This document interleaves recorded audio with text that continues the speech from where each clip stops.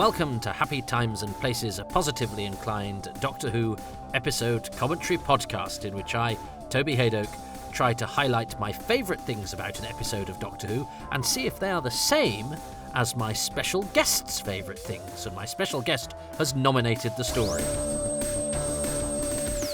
Hello, my name's Stephen Hatcher. I'm the coordinator of the Hoover's Doctor Who group based in Derby, and for the last 11 years I've been the organiser of the Hooverville convention, and I'm also the fiction editor of the Doctor Who Appreciation Society magazine Cosmic Mask. Well, thanks so much to Toby for inviting me to suggest a story for him to talk about. Toby, what I've got for you is the Sea Devils. Well, welcome everybody. The sun is in the sky. There's not a cloud rolling by. It's a beautiful blue sky. And Mr. Blue Sky heralds the first Happy Times and Places to be recorded in the wake of the announcement of the 14th Doctor Who, Ncuti Gatwa, whose work I do not know particularly. No, I don't, not even particularly. I've not seen Sex Education, but I've obviously been hoovering up clips and interviews and all sorts of things and pictures, and he looks amazing. But I, as I spend most of my life, am rooted firmly in the past. So I mention that merely for context, because patrons listening to this news will be relatively fresh. Those of you that listen via iTunes who are a little bit behind, because I like to give patrons a chronological advantage, this will be old news. You've probably got the 15th Doctor by now. No, you're usually about 6 months behind. So probably maybe just said goodbye to Jodie Whittaker and seeing lots of tantalising pictures. But here the news is fresh off the press release. The ink is still wet.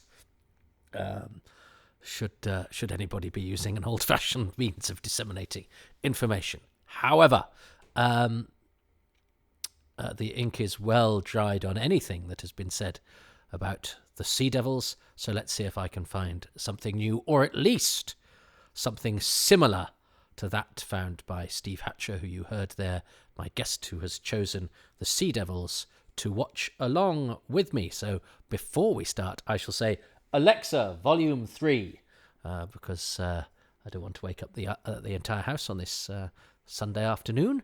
There's a blue tit sitting on we've got a little bench hanging off the tree outside. I do like that. The sun is shining. It feels good. There's a new Doctor in the air. That's always exciting. Doctor Who is about renewal and regeneration. Yesterday was quite sad. Very sad, because a dear friend of mine from the Doctor Who world, Anthony, who did Happy Times and Places, chose Time and the Rani, and did so with much enthusiasm, passed away. So yesterday was very sad. Today, feels like being reborn in a way. And that's what life is all about. And sometimes Doctor Who very much demonstrates that to us. So I hope the sun is shining where you are, whenever you are listening to this. Hopefully Alexa is not going to ball the house down and ruin the peace of this sunny afternoon here in Chorlton. Bernard's having a snooze. Shez is poorly upstairs. I'm going to watch part 4 of The Sea Devils in 3, 2, 1. So here we go. Let's see. I've pressed watch from the beginning. What feels like hours ago. It's taking a while. And it's now playing This Is Us for some reason, which Shirley was watching last night. Here we go. Right, my whatever it is I watch this on, I don't know what it is. Shirley bought it. Decided to play the end of a program called This Is Us, which is what Shirley watches, which seems to me about being sad and learning. And I'm watching Doctor Who, which is about being exciting and full of jeopardy and daring do, and not a small amount of fun. And that is the difference between my partner and I. So here we have the glory of... It's just something as simple as this, because these were the sorts of images that there were pictures of when I was a kid of this of this story. It seemed very much about the sea devils rising from the deep. I remember Doctor Who magazine, when it ran out of, or it was worried about running out of archive features. I think it was on its nostalgia feature that it did about the sea devils, which was just another different way of looking at the story. It did a sort of composite where it had the 6 sea devils rising from the sea, but it sort of, it multiplied them, as you do now, probably with some sort of computer technology, and you've got like 10 ood and you want to show 30, you just have the same 10, over and over again. This was a bit more of a primitive version of that, but I remember it being such a striking thing to have going along the bottom of a double spread in Doctor Who magazine. And I remember thinking, that's a really clever thing to do. But we're not at that scene yet. This is the prelude to that, where we only see one sea devil. There he is. Pat Gorman is the credited sea devil. And he was a legend in the world of Doctor Who. I don't know if he actually played the one coming out of the sea, because he wasn't a stuntman. He's often written up as a stuntman. He wasn't a stuntman. He was an extra. He was never a member of Havoc or anything like that. But he's certainly the one on the beach doing all of this stuff. He probably was the one rising out of the sea. He just went, off you go, Pat. Jump in.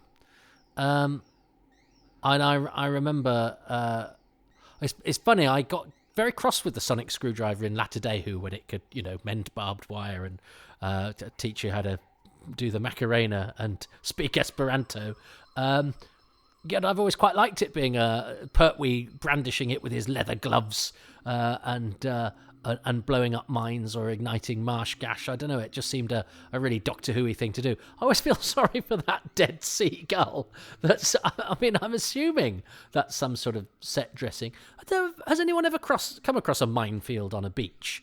Presumably it's part of the master's security, but it would have to be a sort of cut-off part of the beach. I don't recall ever going on holiday and Mum going, you go get an ice cream there. Don't go over the sand dunes because you'll be out of my vision. And by the way, don't go too far to the left. There's a minefield. I love this. I remember this being a clip on the Resistance is Useless documentary, which really annoyed me because it was a bit, it took the mickey out of Doctor Who, which the BBC enjoyed doing for far too long. Still do occasionally. I think if you're doing a documentary celebrating a programme, don't talk about how the production team are, proud of the special effects they pulled off on a limited budget, and then show special effects that aren't particularly good and the production team weren't happy with at the time.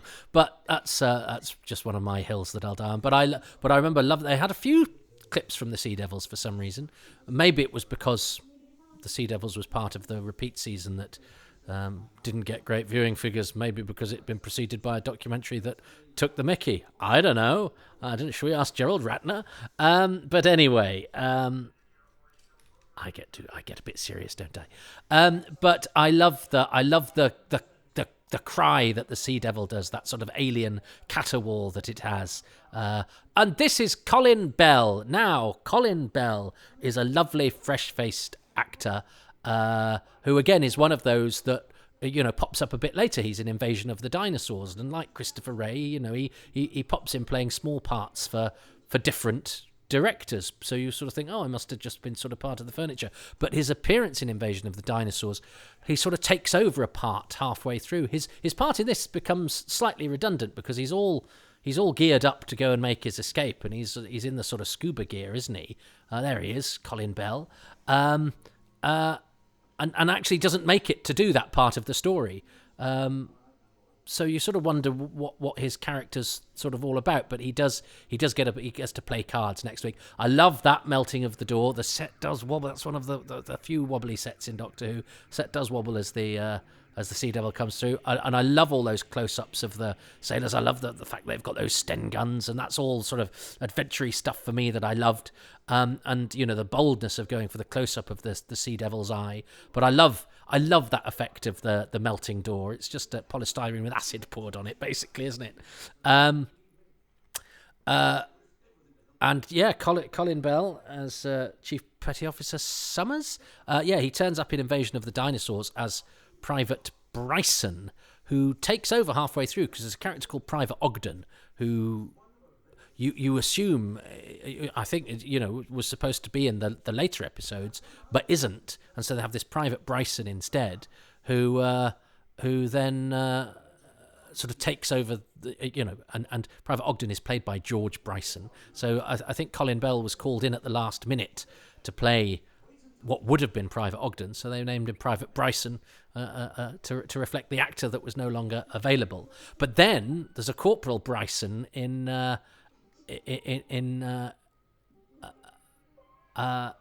Corporal Palmer. There is a. Oh no, it's Corporal Bryson in the book of Invasion of the Dinosaurs. Anyway, So and Colin Bell also is the voice of Barty in During Barty's Party, famous Nigel Neal Beasts play, where a couple can hear rats beneath them, and the only contact they have with the outside world is a radio phone-in. And Colin Bell is Barty. You don't see him, but he's an important he's their contact with the real world, and it's a superb piece of work. Anthony Bate and Elizabeth Sellers as this couple besieged by rats, but loads of great actors who are just voices off, like John Rhys Davies and Colin Bell.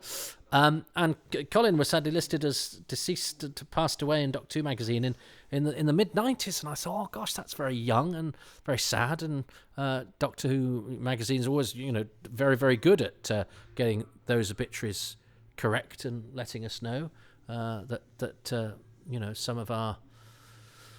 Some of the people who've entertained us in the past are no longer with us. And I love the Sea Devil being here with the submarine crew. It's that Yeti on the Loo in Tooting Bec, isn't it? The Sea Devil with the lieutenant going, "All right, old man," sure, and sort of the press, and the fact that they know they're slightly conning the Sea Devil here while they go and have a private chat.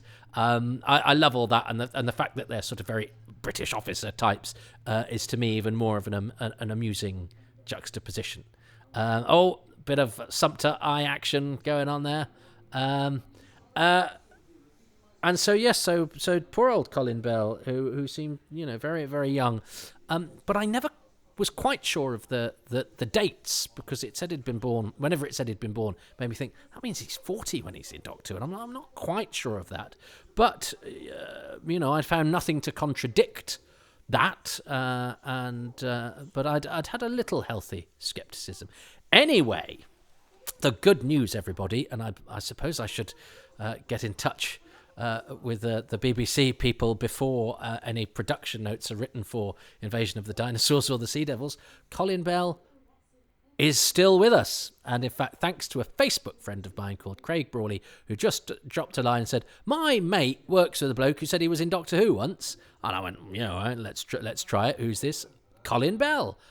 Turns out to be totally alive. Those dates are wrong, and so for patrons, you will not, as my next release, get episode 5 of The Sea Devils. You will get an exclusive interview with Colin Bell. So isn't that delightful? And John Pertwee doing lots of sound. The thing that doesn't quite work for me in that scene is that the Doctor's being a bit ignorant, because he's well into eating the sandwiches. I don't believe that Jane, who's brought them in for poor old Jo, would then take one for herself, because she now, of course, offers to go and get some more sandwiches, which is very sweet of her. But I still think it's very funny. John Pertwee's Doctor is in many ways awful, but I don't know, he kind of gets away with it. I don't know why. It's almost like you can dress well and have a bit of a sort of. Carry yourself off with a bit of elan and have an enormous amount of self-confidence, and you can kind of get away with being a swine. But Jo does get her sandwiches, so it's low key. So yes, I'm delighted that Colin Bell is still with us. And thanks to Craig, and isn't that a lovely coincidence that just a Facebook friend? And I did, but the friend of the friend initially gave me the wrong email address. It was quite similar to the one that turned out to be the right one. So I emailed this other Colin, who didn't reply. And then Craig said, Colin said he definitely wants to do it. So I tried again and got a basically F off. And I was like, oh, now, because I hate phoning and emailing people unsolicited at the best times, but I'd been told this guy was up for it. And then it actually turns out that I'd emailed the wrong person. But, brickbats to the person where the email said, I like your performances in Doctor Who and I understand you're happy to do an interview. To not go, oh, I'm so sorry, you've got the wrong person. Do you know what I mean? That would have made life a lot easier, other Colin. But I got to Colin Bell in the end. But this is the reason I don't like asking people for interviews, because it's fraught with danger. I'm aware I haven't talked a lot about The Sea Devils episode 4, which has much to recommend it. Top sandwich comedy action. Lovely reactions here from Clive Morton, where he sort of realises the game is up, and that he's been duped by the Master. I like the Master's a little machine. And he's such a suave swine, isn't he? But there's a lovely reaction from Clive Morton, who, and it's a nice development for Trenchard that, he gets some form of redemption, which of course brings us to Trenchard's safety catch, which is one of the best bits in the book, is that Trenchard, puffs himself up and believes, he's being very brave and doing the right thing and standing up for all those things that he desperately wanted to be. And then he goes out to face down the invading Sea Devils, and here they are, killing all the moustache men. And I think they're such a great design, the Sea Devils, and there's something very exciting about seeing them storming the castle, albeit in a limited BBC studio kind of way. Oh, and I think the phone call that Trenchard makes as well is a little bit, because he's not that important, he doesn't quite get through. That's almost quite touching as well in the book. I can't quite remember, but I'm sure there's an element of that to it as well, where he gets some slightly sort of patronising young woman at the end, the other end of the line, who doesn't really know who he is, and so he has to go, and that's great, very economical. Telephone thrown to the ground and a body hits the deck. I'm sure these days you would probably choreograph the Sea Devils slightly more. There's the occasional one that does look like an extra you've jammed into a rubber suit, whereas perhaps you'd get somebody with a bit more sort of movement experience these days. But yes, in the book, Trenchard does what he's doing here. Is he gets his gun out and goes to do the brave thing, except only at the last minute, when he goes to fire upon the Sea Devils.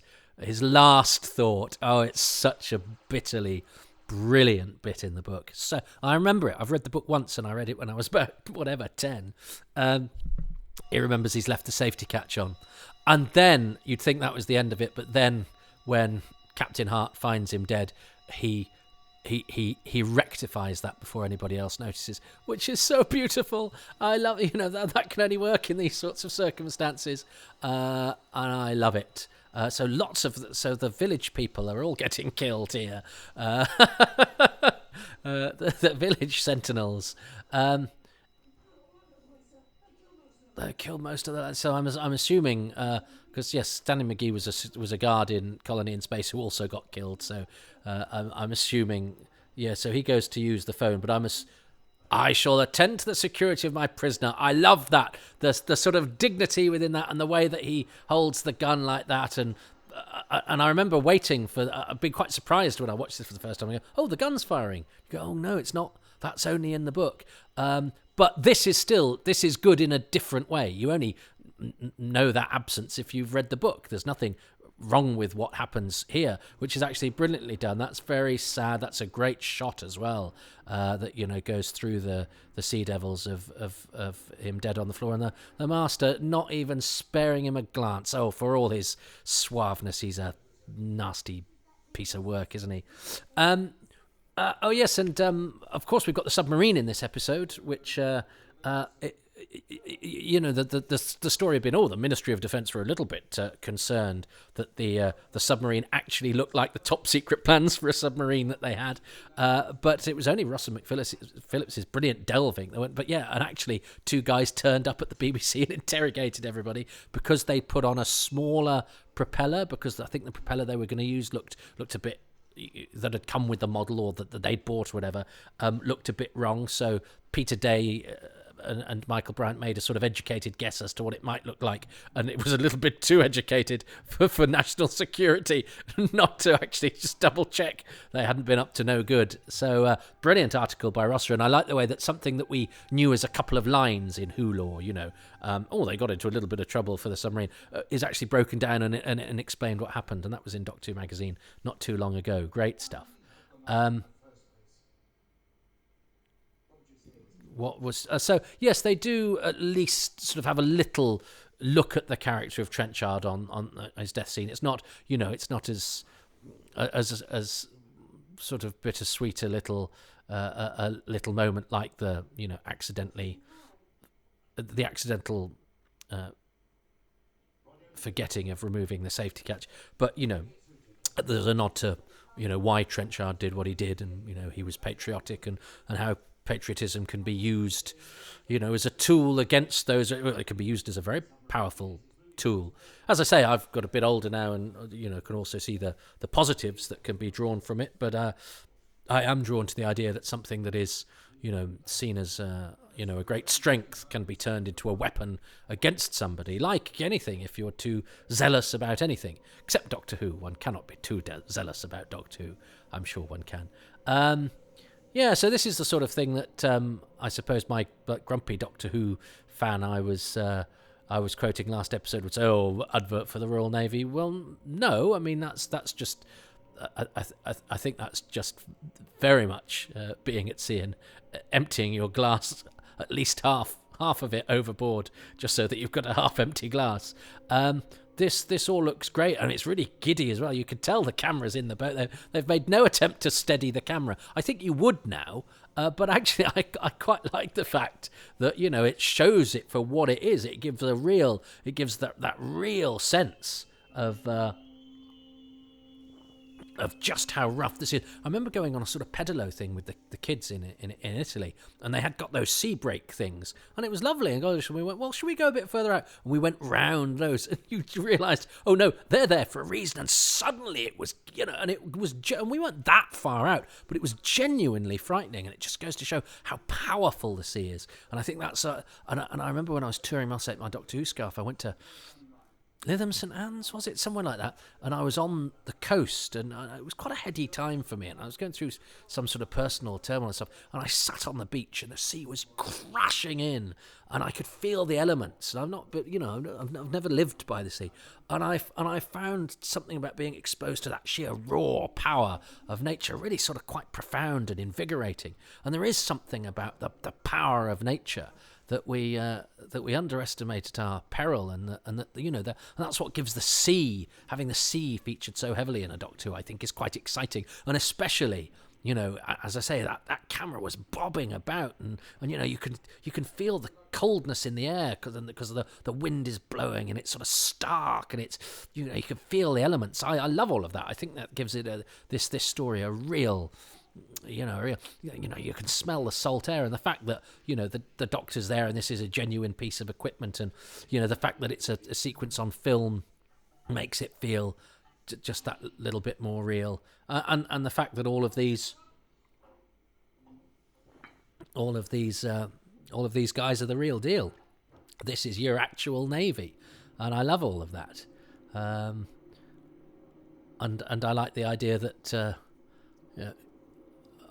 They all had Doctor Who come to visit, and I like that in the documentary for this. They interviewed a couple of the sailors, didn't they? And I love that when they again when we go beyond the bounds of the usual people who tell the sort of stories that we come to expect. I think it's lovely when we see how Doctor Who sort of invades, even if only for a couple of weeks, invades the life of somebody else.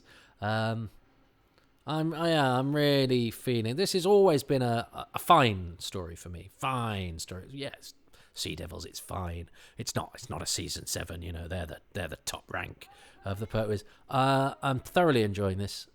Really enjoyed watching it, and I think I've really come to understand what people love about the Pertwee era, which, as I say, I've always enjoyed, but it's rarely made me do somersaults of joy. But revisiting Curse of Peladon and now this, an era I thought of as being quite samey, I'm actually really getting very very into. And my average scores for these Pertwee stories would probably go up a couple of notches, I would say. Look at that. That's a fantastic shot. The Sea Devil peering through the whatever that thing's called. The hole. What's it called? The porthole. Porthole. Is it porthole? Yeah, porthole. Let's not get into that. It's not a Stradivarius. And we have another all-time great cliffhanger coming up. Now is Steve going to choose this cliffhanger? I would sort of like to reserve the cliffhangers for my bonus thing because I think they're all pretty special. But this one is particularly good because when you read about it in Doctor Who magazine, it sort of says, in the archives, Joe looks in and the Doctor isn't there. That's not actually what happens in this cliffhanger. Joe looks in and we get a close-up of her shocked-looking face. So we kind of know that means the Doctor isn't there, but it could mean that his remains are splattered along the roof, because it is unsaid. And Captain Hart comes out and his face is, grim, impassive and grim, and he looks to try and reassure her. I think that's lovely because it's all unspoken and it's all sort of unmelodramatic. But no, it's not that the Doctor's not there. That you can sort of tell. It's that it's not explicit about what the problem is. Fantastic! I love that cliffhanger, and Katie Manning's so wonderful. So it is a great cliffhanger. However, I am hoping next week's cliffhanger is good, but it's fine. It's not in the same league as the others. But I'm hoping that he doesn't choose it because I would like the cliffhangers to be my bonus thing. Colin Bell, talking of bonus things, who will be interviewed for... I don't know what I'm doing with the interviews outside of Patronsville, but I reserve the right to pop things out there first because they're who keep me going and enable me to do this on a Sunday afternoon when perhaps I should be, trying to prostitute myself out for paid work, which I need some of, but the patrons keep me ticking over, which I'm very grateful for. I try not to plug it too often because I think that's unseemly, but it is a fact of life. These are, I resist the temptation to have adverts or anything like that. But I am very grateful to the patrons who keep me going. Right, because I am a self-employed artist, which means I'm generally an unemployed layabout. So, what is my favourite thing about episode 4? Well, I do like Trenchard's last stand, but we did have Trenchard in the previous, in episode 2. I love the Sea Devil on the submarine. I love the Sea Devil burning through the door. I like that whole scene. That's real Doctor Who meat and drink to me. But then I like the Sea Devil standing over the map and the two officers going, "Yeah, all right, old chap, we'll take you." I love the Sea Devil and the minefield. I love the Sea Devil rising out of the sea. Perhaps it's the design of the Sea Devils that I like, because he's got to choose that at some point. And again, if I get in there first, I get the point. But it means, of course, I then don't get the point for whatever I choose for the episode where he chooses that. So I'm still in terrible trouble most of the time with this. But I think the Sea Devil works so well on all those different images coming out of the sea, great in the minefield. It's a brilliant design, and I think the augmentation with the string vests actually really helps. The only thing is that sometimes I think they move a bit stiffly depending on who you've got in the costume, and I think that is something that more attention is paid to these days. But that's just the nature of these things. I think it's a wonderful design. Oh, we have that close-up of the eye as well, don't we? It's a brilliant design. I mean, yeah, the eye doesn't move much, but then again, I've just Legends of the Sea Devils. Did the eye move in that? Or did they just it's just almost like they poke the screen to make them talk? The ones in the old days, they couldn't talk. Should we change that? No, we'll just stick our finger on the, I don't know, siege, whatever they did. But anyway, and that's trying to overcome difficulties with the technology available, which is what Doctor Who is all about. I'm going for the design of the Sea Devils and praying that Steve Hatcher doesn't go anywhere near my cliffhangers. So, what has Steve Hatcher chosen for episode 4? For episode 4, I've picked the minefield scene on the beach, which is one of those scenes that is forever turning up in clip shows and retrospectives. If you see a clip from the Pertwee era of Doctor Who, it's quite likely to be this one. We've got the Master and Trenchard on the cliff top, with the Master's whirry beepy machine to summon the lone Sea Devil onto the land, and the Sea Devil climbs out of the waves and sort of pulls himself together and then immediately starts setting about the castle guards, and then having looking around and finding Doctor and Joe and thinking, oh, I'll have a go at them next. I'll have a shoot at them. The Doctor and Joe, of course, jump over the barbed wire, and the Doctor pulls the sonic screwdriver out of his pocket and explodes the mines to scare off the Sea Devil, to send him scurrying back to the sea. Now, there's something that's always puzzled me about this. Now, the Doctor has just escaped from custody in the castle. Trenchard has been keeping him a prisoner. And yet he's still got his sonic screwdriver in his pocket. Did Trenchard and his guards not search him for useful things like that? Or did they just think, oh, it's nothing important, and leave it there? So anyway, that very iconic, I suppose, is an overused word, but there we are. That iconic scene, it's a beautiful scene to look at, with the sea and the beach and the Sea Devil and blah, blah, blah. Tremendous. Episode 4. Oh, so close. I mean, I nearly chose that, but then because I realised a lot of the other things I liked also featured the Sea Devils, and because surely the design of the Sea Devils will be chosen at some point. Anyway, I was close. We were singing from the same hymn sheet, but I'd obviously got the lyrics upside down. I'll accept that, partially because I'm just chuffed he didn't choose the cliffhanger. He better not choose the cliffhanger to episode 5. So yeah, it's a happy day. Things are about to get worse in the Sea Devils for Doctor Who, but I think that's a cracking episode. And that's the end of Trenchard. Clive Morton died only a couple of years later. He's a lovely character, but yeah, go back to the book, which I hope I haven't ruined for anybody, but those lovely little augmentations. There is as much a part, if you're from my generation, the bits that happened in the books are as much of a part as the stories, and sometimes the stories are almost defined by their absence. And I think it's maybe taken me so long to get over some of the absences that were never there from the Target books that that means that I've never been kind enough to a story for what it is rather than what it isn't, and that's the joy of revisiting these. I did have a bit of a renaissance with the Sea Devils when it was repeated in much better quality than I'd ever seen it, and I was able to see some of its treasures pin sharp for the first time, but that's relatively recently. That 1992 repeat. God, 2000. My God, that's 30 years ago. So that repeat is longer ago than the story was when it was repeated. That is terrifying.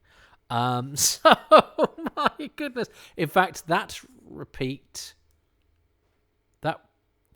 was was on before the man who's just been announced as Doctor Who was born. Oh, time travel is cruel when you can only do it in one direction. Oh, if only you could see the look on my face, listeners, because it would make for quite a cliffhanger. Take care.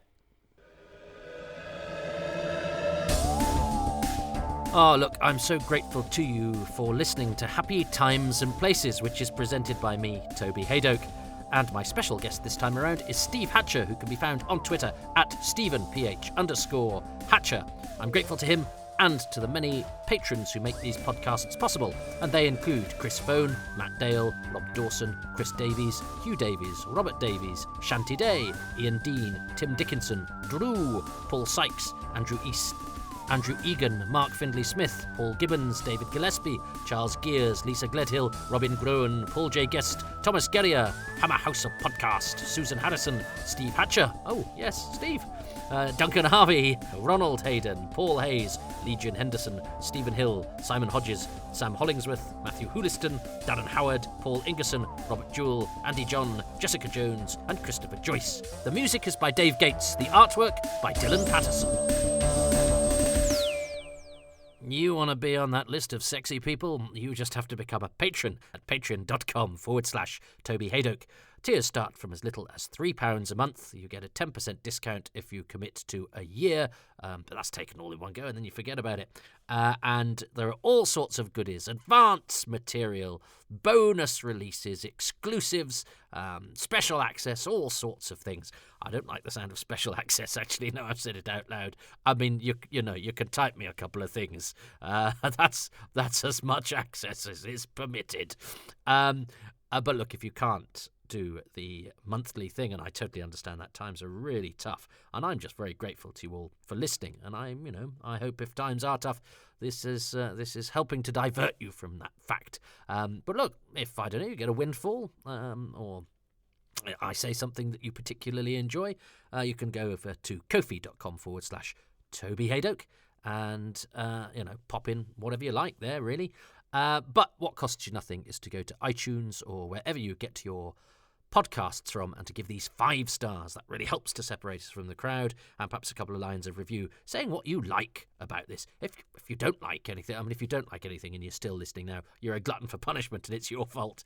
But if you do like it, please say what you like about it to try and lure people into this corner of cyberspace where they can find me wittering on. So yeah, any of those things, that costs you absolutely nothing, and I'd be really grateful. It helps. Follow me on Twitter at Toby Haydock, and these podcasts have their own feed at Haydock Podcasts. Give them a follow as well. Just all helps to sort of boost the profile. And you can go to my comedy club, Excess Malarkey Comedy Club in Manchester, every Tuesday. And there's an online show at twitch.tv/Excess Malarkey on the first Sunday of every month. And you can enjoy that from your own home and for nothing. Although, again, we do take donations should you be able to give them.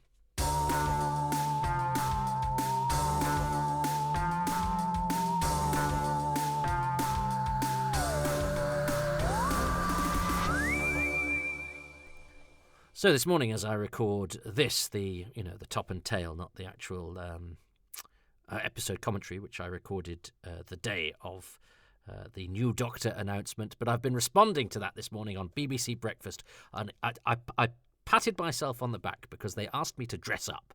I mean, I dressed as I do, but I think they'd wanted me to bring in a variety of costumes, and to bring in some props, and I got furious because they wouldn't ask somebody who was going in to discuss Agatha Christie or Cars to dress up to fulfil some sort of stereotype they might have on a public service broadcaster. And I was rehearsing all sorts of things like that to say, and instead I just opted for when she said, "Oh, did you bring in any props?" I just went, "No, I think you'll be fine, with me speaking," and I said it better than this actually at the time, which is surprising. But I just very politely went, "Yeah, no, I won't be doing that, and you don't need me to." And Abby Morgan, who writes The Split, was there waiting to go on next. She went, that was a bit of a weird question. And I went, yeah, we still get stereotyped. They still have an image that they want to perpetuate. But I contained my fury because there's no point in getting angry. And as you'll have noticed from the positive stuff, I'm not a naturally positive person. My glass is half empty, and I've usually been given the glass when having glass is suddenly made illegal. Holding glassware means that you will have a frustrating career. That law is passed the minute somebody passes me my glass, which I then empty half of. But I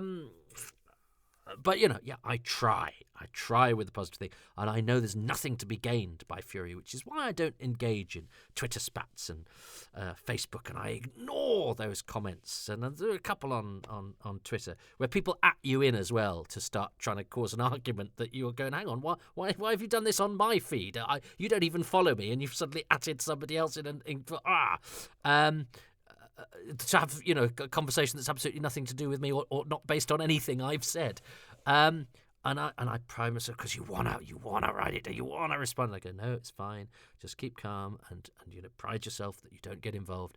And then my brother put something stupid on my Facebook, and I've disappeared into my cupboard to record these bits because I'm so furious. I actually did put quite a furious reply, and I love my brother. He's a good bloke, but he likes a debate, and he's very much a sort of pragmatist when it comes to debaters. He will, assume a position just to sort of provoke a response, and so he gets into all sorts of sort of gun control and hunting debates with the mad people online from both sides of the argument, and he quite enjoys that tussle. I don't. I go onto social media to escape from the daily grind, and to not have to spend my energy wrangling a debate. That's not what I'm there for.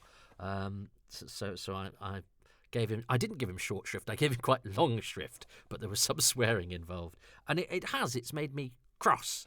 So why am I telling you this? Because I don't really think you're there. I know some of you are there, and it's useful catharsis, isn't it? But it's just not helpful. I could have a perfectly reasonable conversation with my brother about it, but because it's written down, and because then it takes an effort to write it down, and then you put something you think is a particularly well argued sentence, and then you noticed autocorrect has made it seem like gobbledygook. So then you have to go back and do it. I find all that extremely frustrating. And as I say, I'm just sort of on social media to share Doctor Who facts and dick about. So physician heal thyself, I must remember not to get cross. But I got cross. And the thing is, he didn't even mean half what he says. He just likes the cut and thrust of debate. But it's quite a tedious debate, often initiated by... Well, I did use the phrase on BBC Breakfast. What did I say? I said... self-appointed grifters who monetize umbrage for Twitter hearts, which I was quite pleased with. I wasn't so pleased with the rest of it, but that bit was all right. Anyway, thank you for listening, the 5 of you who are, and I'm sorry, normal service will be resumed as soon as possible. And as I say, I do love my brother. I'd never tell him that either. But I was cross about that. But anyway, this is my private little cubby. This is it is actually like a confessional booth in here. So you are like the priest on the other side. So just tell me to say 10 Hail Marys and I'll go away.